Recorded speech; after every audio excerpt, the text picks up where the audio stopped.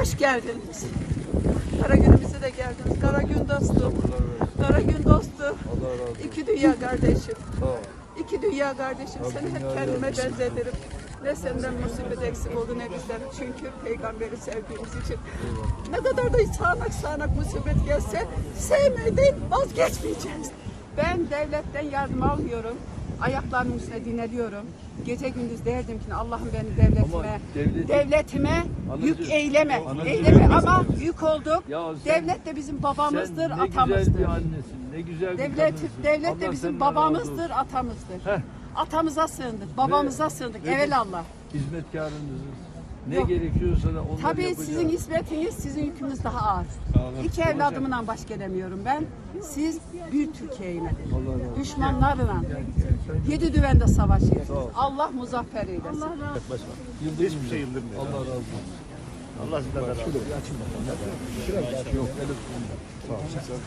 Allah senin başınızdan eksik etmesin. Allah razı olsun. Yılmayacağız başkanım. Düşmanlara da yılmayacağız. Hepsine karşı ya Rabbi. Yine yanındayız. Ve en kısa zamanda da inşallah sıkıntıları da aşacağız. İnşallah. 8 kişimiz var altında. Şeyde mi? Enkazın altında. Evet. Öyle mi? Sayın Cumhurbaşkanı acımız büyük. Hoş geldiniz.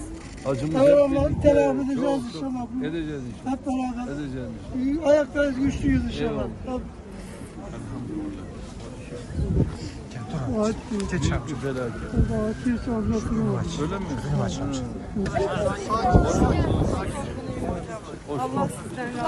Hoş geldiniz. Hoş geldiniz.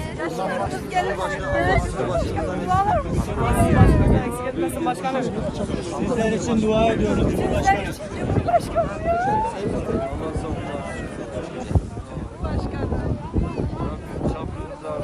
Başkanım sizi çok sever babaannem. Sizleri çok seviyoruz. Allah sizin boynunuzu bükmesin Cumhurbaşkanım. Ne diyelim? Sen benim kardeşim. Müslümanların babası, Müslümanların ya. Müslümanların ya. Bana yardımcı olun. Allah yardımcı olsun. Seni bana Başkanım sen yeter ki. Sağ ol. Seni yıkmak. Kahramanmaraş yıkılmaz. Yıkılmaz ayaklarım. Yıkmak seni. Yok bir şey yapamazsınız çok başka. Kahramanmaraş Kahramanım yıkılmaz. inşallah yıkılmaz. Psikolojim sen yıkılmadın da. Merak etme. Bir şey yok. Fotoğraf açın.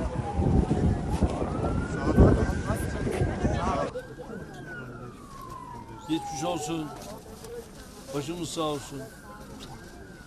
Geçmiş olsun. Sağ olun, teşekkürler. Geçmiş olsun. Sağ olun. Bu kadar mı aile? Yok bu kadar değil. Cenazeye gittiler. Babamın cenaze vardı. Nasıl? Yemek vesaire onlar geliyor değil mi? Geliyorlar. Ahbap yardımı var. Var. Allah yardımcımız olsun. Allah sabırlar versin. Ne geliyorsa elden hepsini yapacağız inşallah. Hiç endişeniz olmasın. Ve süratle de bu işleri inşallah bitireceğiz. Aslında Kahramanmaraşlı mısınız? Elbistanlısınız.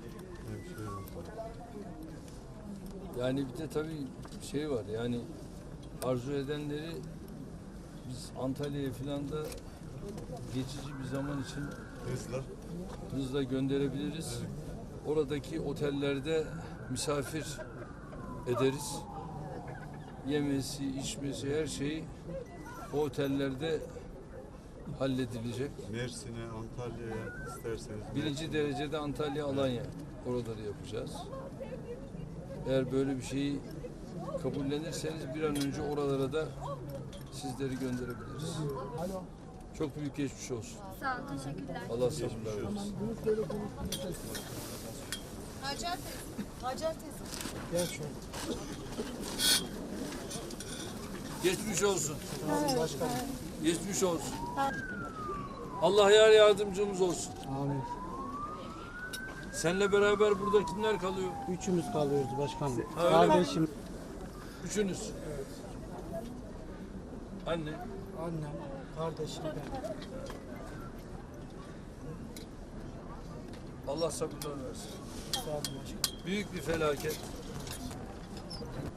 Bu felaketi de inşallah en kısa sürede atlatacağız. İnşallah. Evlerimizi bir taraftan yapacağız. İnşallah.